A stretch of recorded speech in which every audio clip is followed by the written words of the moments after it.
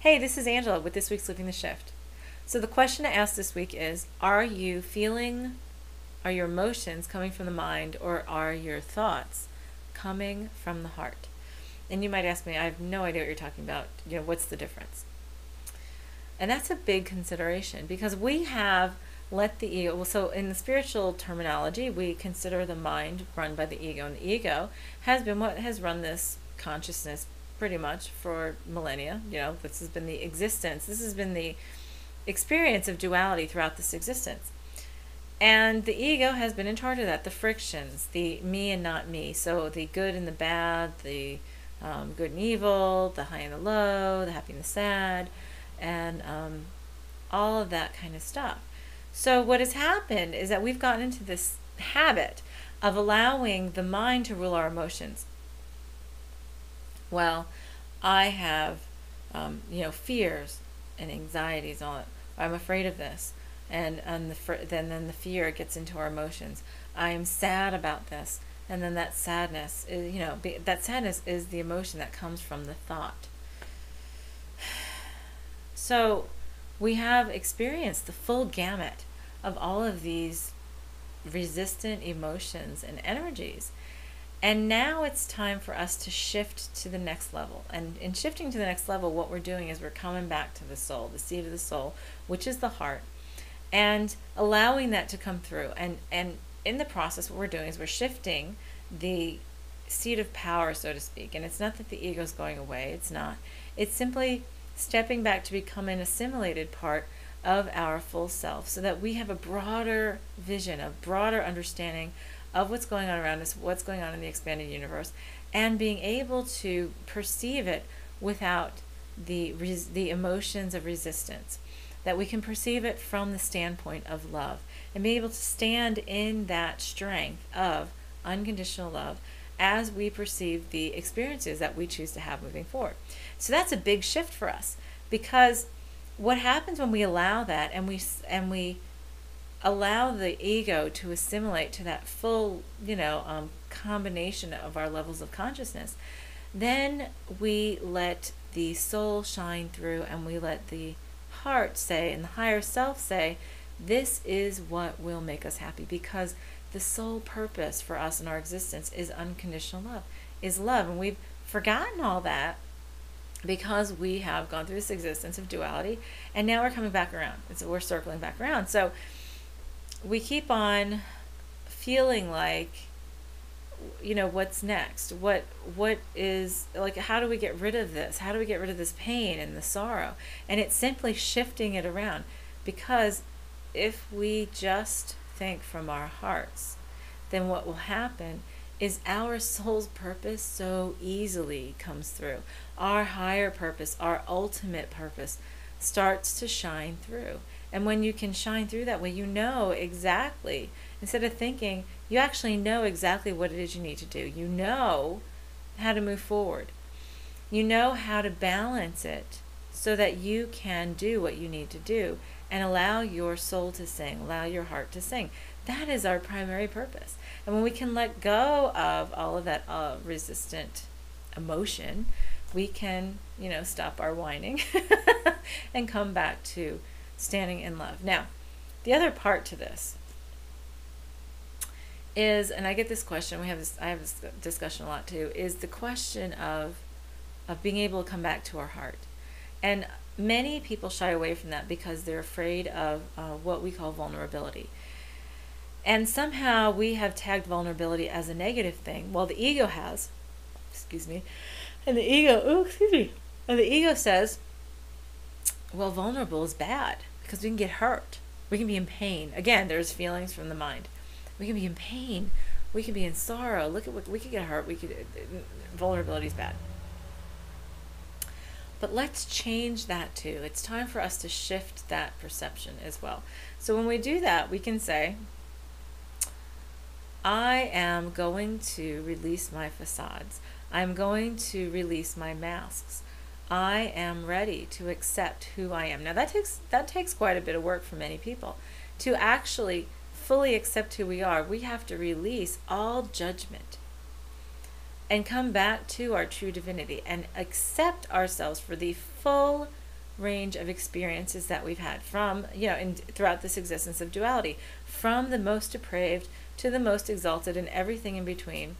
And when we can do that, when we can step into our truth, when we can say, I am who I am because I am, then we have no fear. We are without fear, we're without anger, and all the other resistant emotions. So then what we can do is we can face the world without our masks and without our facades. And when we do that and stand in our truth, we are standing in our full divinity. So in essence, what we would consider vulnerability is actually invulnerability.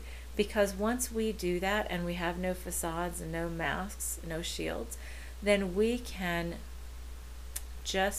nothing to hide. We have nothing to hurt. We have nothing to remove. We have nothing to lose.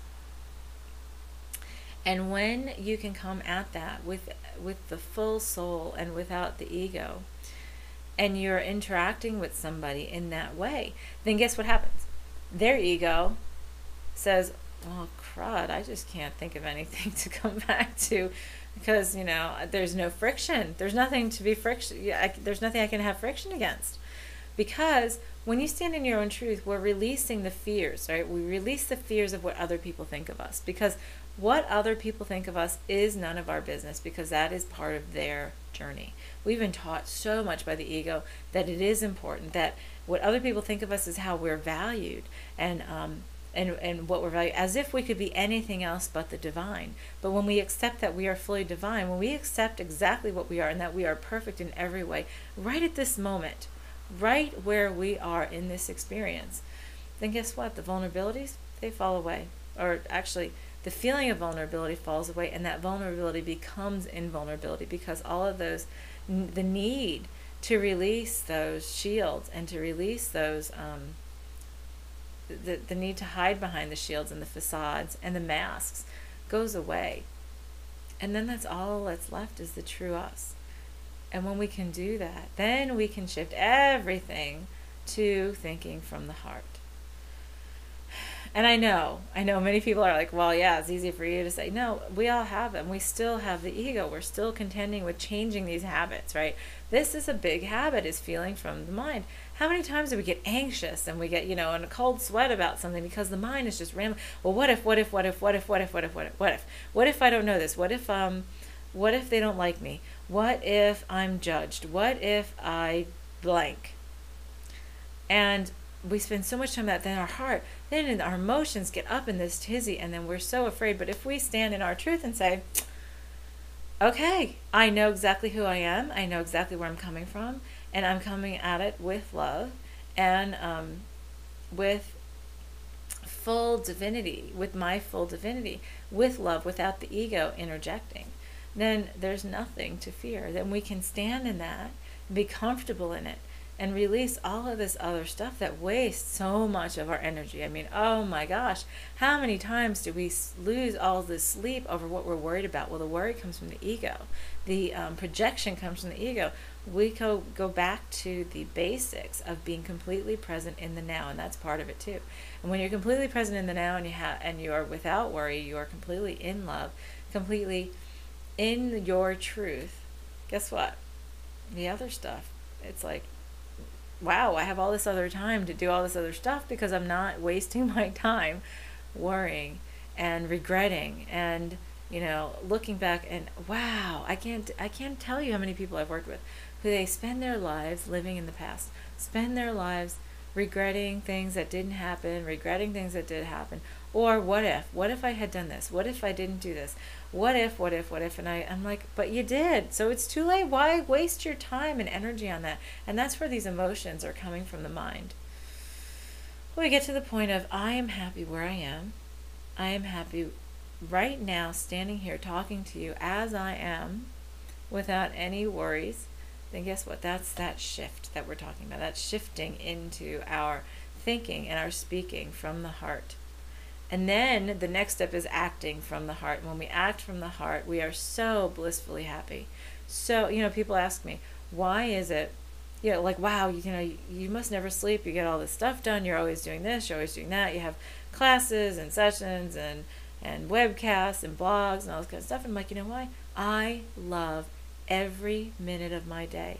I have worked on myself to release that feeling from the mind. Now, don't get me wrong, because it's not like it never happens anymore, but it happens far less than it has ever happened in my life. And now, because I think from my heart, guess what? I love every minute. I think from my soul. And when I do that, my soul is, of course, the intention for my soul is to be as happy as possible, to be in bliss.